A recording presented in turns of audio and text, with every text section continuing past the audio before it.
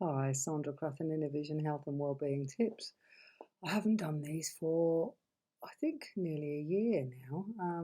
Many people know that my husband died of a brain tumour 6 months ago, and so I've just been tentatively coming back, doing bits of work here and there, and so I feel sort of ready to come in a bit more. I don't think I'm going to be doing weekly ones like I used to. I think things have really changed now.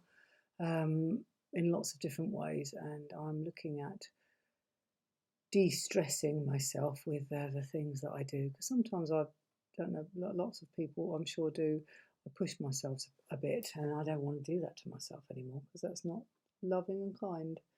So I guess today I'm talking about self-care on a whole new level, really.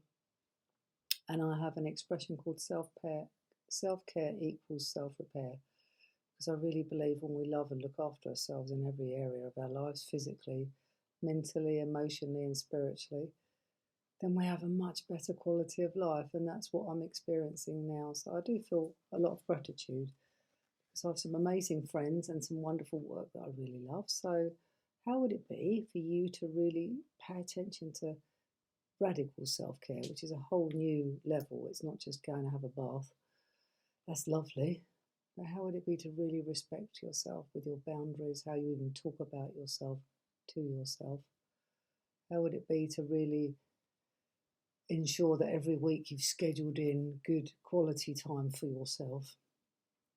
How would it be if you rested more than you do and took more time out, as my best friend Tracy always says, to smell the roses? So that's my little bit for today. So I don't know as and when I'll do these, but I just feel ready to do something. So I hope you have a beautiful week in this lovely weather, and I look forward to popping some health and wellbeing tips on again.